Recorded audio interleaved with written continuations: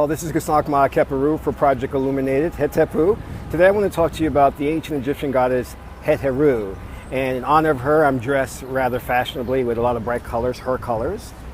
So Het-Heru is the patron goddess of love, sex, joy, anything that's pretty, and of the arts. She governs music, film, dance, anything you could think of that relates to the arts, painting.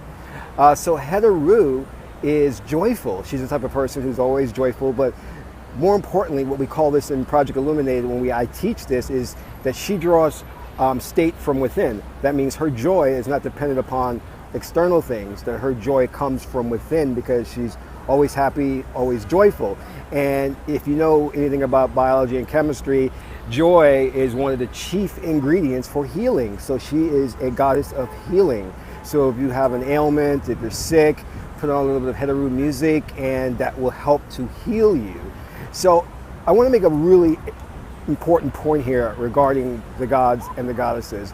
Many Egyptologists have erroneously classified the Egyptians, the ancient Egyptians, as believing in many different deities. They didn't believe in monotheism, but they actually did, and Moses wasn't the first one to come across this. And unfortunately, in many Christian churches, they kind of vilify our culture, ancient Egyptian culture, talking about they were pagans, they believed in the different gods and goddesses.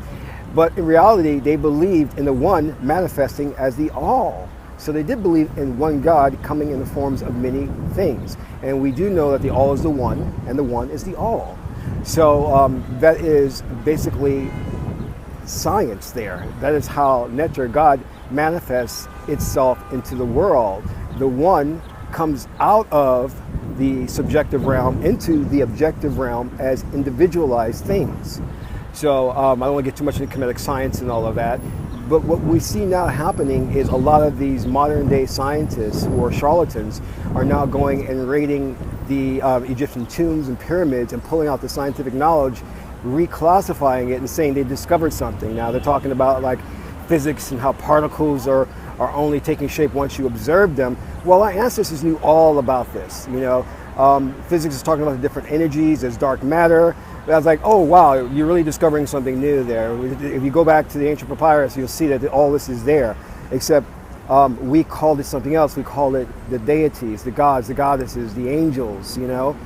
We gave them those names, Het-Heru, Asar, Tehuti, Sekert, you know, Geb, Nut, you know. So, but we did that in a way, and we codified it in a way where we had stories about the gods and goddesses. Like, for example, going back to Het-Heru, she had a relationship with the god Heru.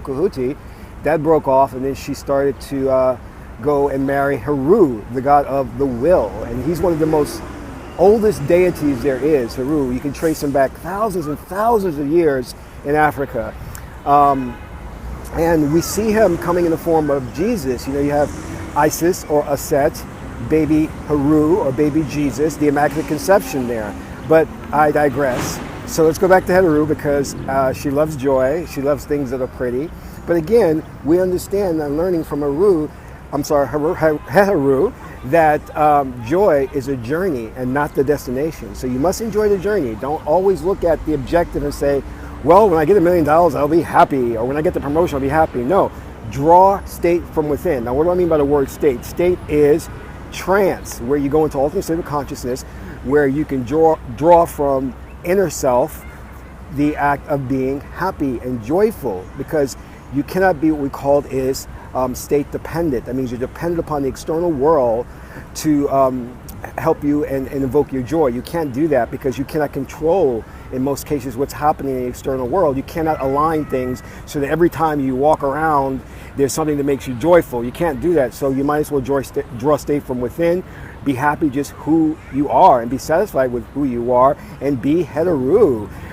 So what you need to do is give her some flowers, some pretty flowers, some roses, some sweet, sweet candy and things. She loves that. And if you please Het-Heru, she can bless you with a mate. She can bless you with some minor wealth, because big wealth is ma'at. She can bless you with some minor wealth, some minor, what we call Western civilization is luck. And she'll bless those who are in the entertainment industry. If you're an actor, if you're a filmmaker, she can certainly help further your career along, because that's what she does. She governs the arts, television, film, theater, all of that. That's Het-Heru, man. Make her happy and she'll will give you blessings and joy.